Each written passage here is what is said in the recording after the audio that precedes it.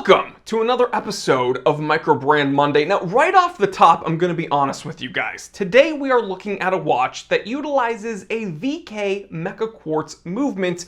Of course, the VK series of movements are produced by Seiko, and I'm sure a portion of you guys have already clicked out of this episode, because the truth is, in 2022, the VK series of movements aren't really as charming or exciting anymore. But this microbrand watchmaker, MTNW, claims that this watch is special because of its vintage aesthetic. So a group of you guys might look at this watch and see some vintage Rolex Daytona. Another group of you guys might look at this and see a gold Speedmaster. And the truth is, I agree with both camps. I see aspects of both of those very prolific chronographs within this watch. And the best part is that this watch I wouldn't really consider to be a carbon copy of either. It utilizes tasteful aspects from both of those without being just too on the nose. But again, we can't overlook the fact that this is a pure homage piece, even according to the watchmakers themselves. That's right, within this beautiful leather watch roll actually came this very nice embossed card, very nice stock, incredible inking, that font. This card's perfect. Jokes aside, the watch came with this card that claims our watches themselves may not be from 50 years ago, but our admiration for the aesthetics of the time is plain to see in every one of our designs. They're kind of admitting this is an homage to these vintage chronographs. We're still collectors and admirers of vintage watches at heart, and we think that makes us the right people for the task of bringing a new vintage-inspired watch brand to the market. Interesting. Thank you for your purchase. Well, guess what, MTNW? I didn't buy this watch. You guys sent it to me. So here's the deal. This is a decent looking watch and there's definite vintage appeal, but is it honestly enough to set itself apart from every other microbrand chronograph with a VK series movement? Let's take a look. It is 2:37 p.m. Let's get down to business.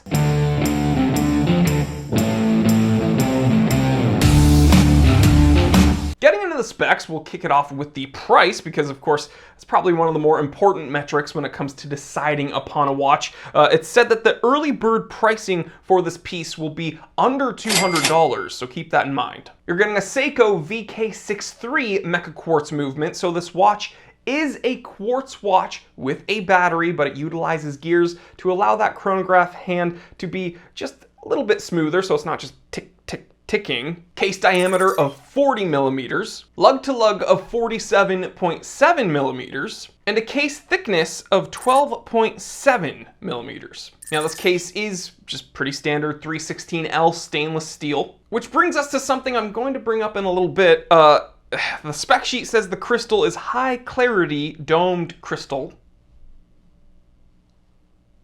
You already know what I'm going to complain about. And then they have a little added section that says patina. Now most watchmakers don't list patina under the specs, but they say no two dials are aged the same, meaning each watch has a unique personality exclusive to the wearer. The aged dial patinas are reminiscent of the grit of historical racetracks, giving each timepiece an unreplicable.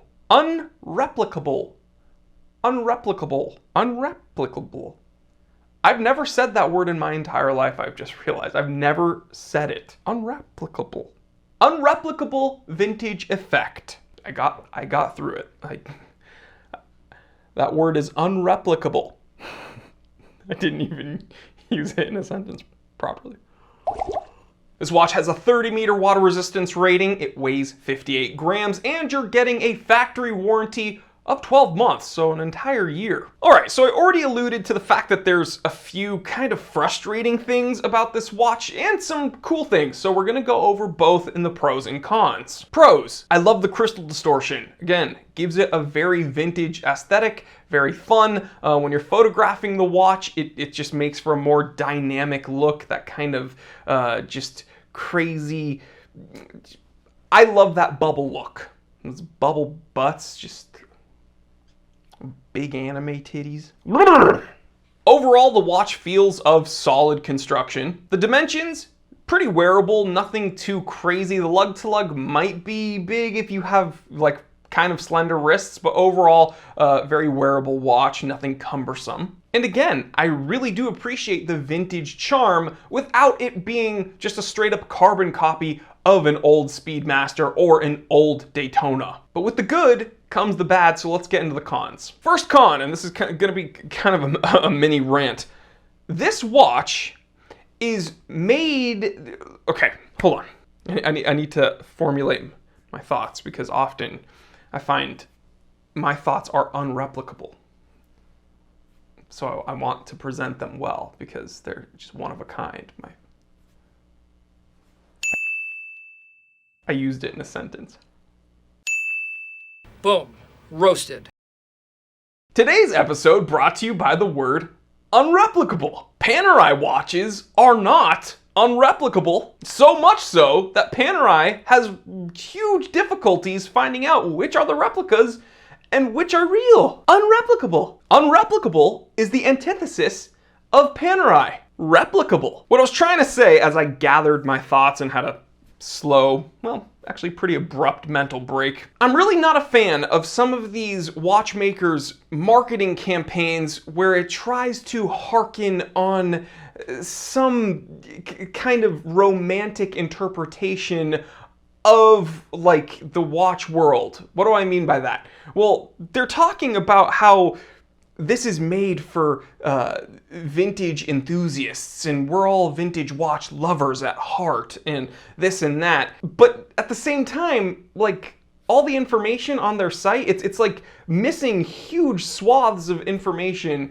that actual enthusiasts would need. Like basic requirements, like what is the crystal made out of? And then when you go into the spec sheet further, you see the case dimensions and it has the diameter, it has the thickness, but it doesn't have the lug to lug, which is probably one of the most important measurements when it comes to figuring out how much space a watch will take up on a wearer's wrist. So again, they're kind of playing off this whole, this harkens back to simpler times of elegant vintage watches. No two watches are the same because they're very aged. Each watch has a personality.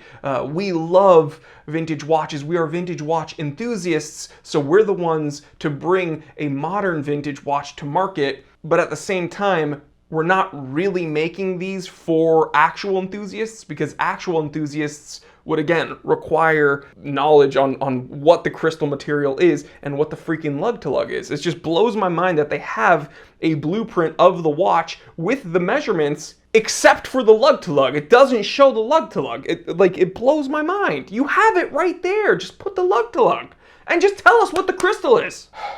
And that was only the first con actually. Next con.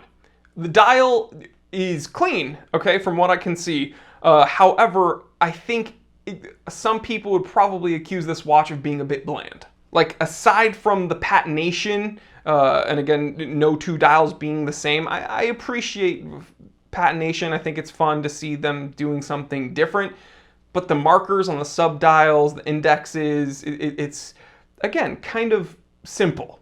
Let me just say, it leaves a bit to be desired. And speaking of the sub-dials, there's some sub-dial theater going on. What do I mean by that? Well, this is more of a knock on the VK series of movements more than it is on the watchmaker themselves, but this sub-dial, it's a 24-hour dial, and it really does not need to be there, because no one is using it. On this simple chronograph, no one is utilizing that 24-hour dial, because it's not like you can actuate that dial independently of the main time setting, so it's not like you can utilize that as a GMT.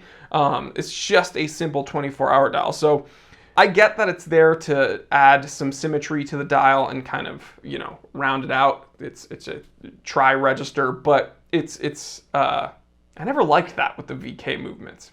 Is that just me? Leave a comment. So here's my conclusion, okay? I know it sounds like I really bagged on this watch, but the truth is, it's actually really well constructed from what I can see and feel here.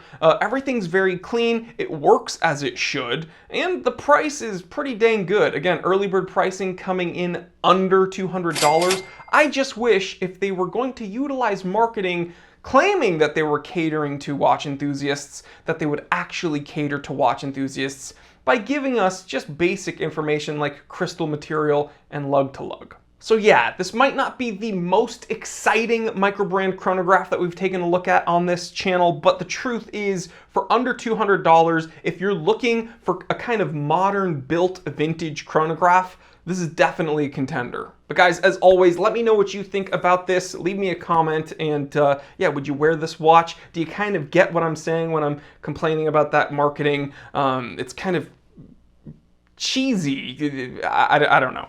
Just let me know. I need your perspective. Help me out here. And there you have it, guys. Another Microbrand Monday in the books. Thank you so much to all the watchmakers that have joined into Microbrand Monday, today being MTNW. Again, it takes a lot of guts for these watchmakers to send watches to me, knowing that I'm an incredibly harsh critic, so they really do stand behind their products, and that, you know, that says a lot. So good job, MTNW, and again, every other watchmaker that's sponsored an episode here. We really do appreciate you guys supporting the channel. Appreciate my viewers for supporting the channel, and again, if you enjoyed this episode, click that subscribe button, click that like button, check out my personal website, thetimetellershop.com. That's the #1 place to find affordable vintage luxury watches, handpicked by me, with a bunch of really cool Don't Start Watch collecting merch. Stay happy, stay healthy, stay blessed.